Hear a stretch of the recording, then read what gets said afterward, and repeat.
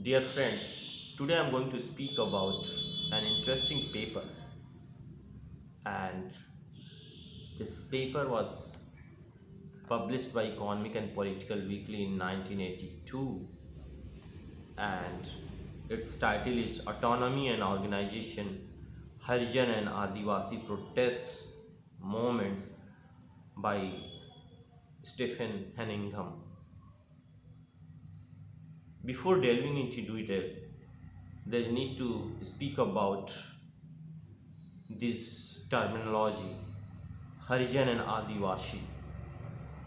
As we all know, Harijan as a signifier, as a term is not constitutional because this term is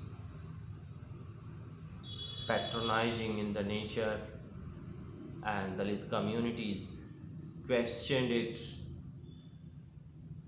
as far as historical trajectory of this term is concerned. It was introduced by Mahatma Gandhi in the backdrop of roundtable negotiations,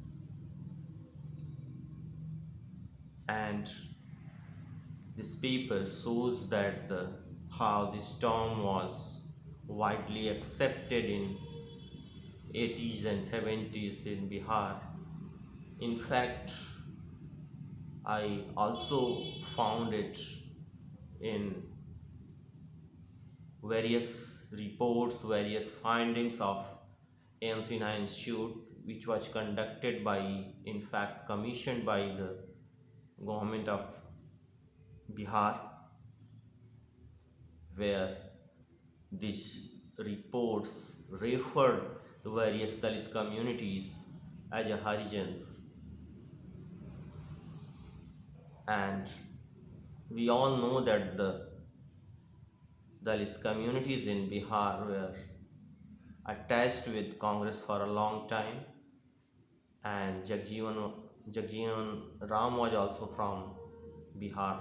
So one can say that there is a impact of all these major events, and people yet to call themselves, and scholars from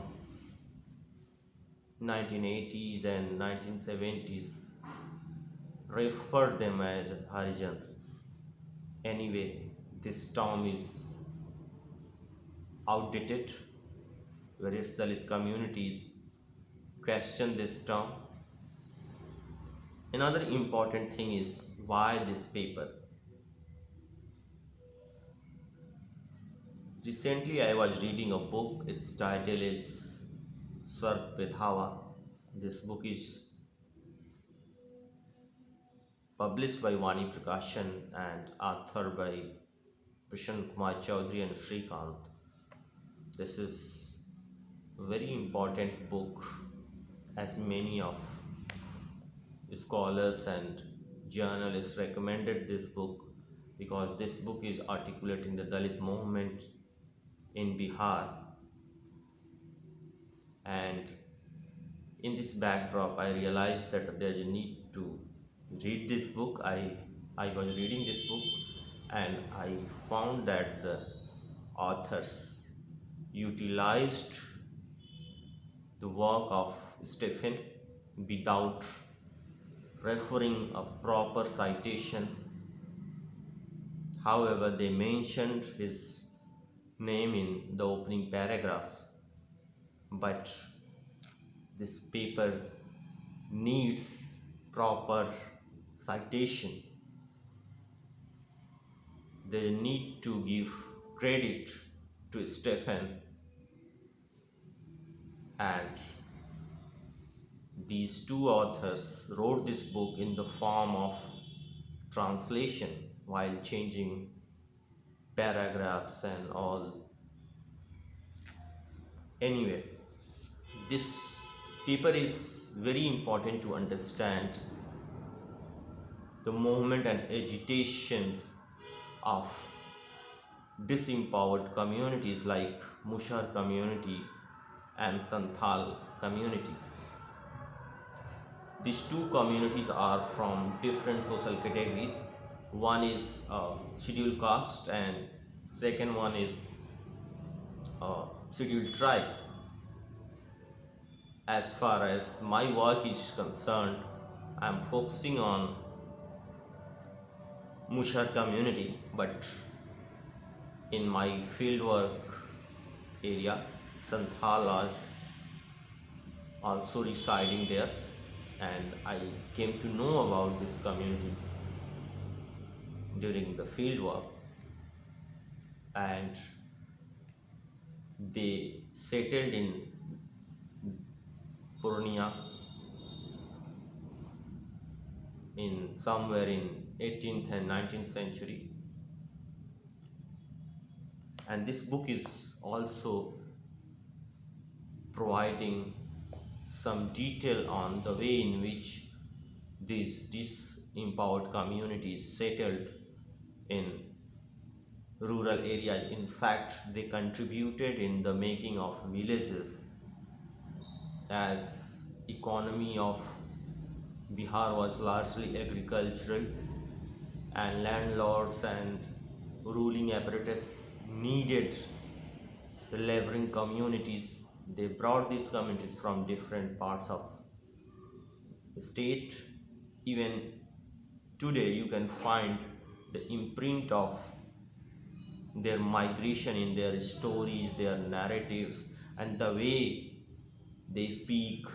Even in the heartland of Maithili, you will find that they are speaking Angikal. There is enough evidence that they migrated from different parts of the state. Another important thing is autonomy and organization. This paper is beautifully articulating the autonomy of the movement, and he emphasized on autonomy and organization in these agitations and movements in Bihar. These movements maintained their identity, their leaders from their own community, and as we all know, the parties like Congress utilized these movements and agitation in their larger struggle, because they were trying to challenge the colonial state. So you can find all these things in the paper, and this paper is very important to understand the Dalit movement and tribal movement in Bihar, as many of the scholar wrote that the disempowered communities in Bihar, especially Dalit communities in Bihar, were passive. This is not true.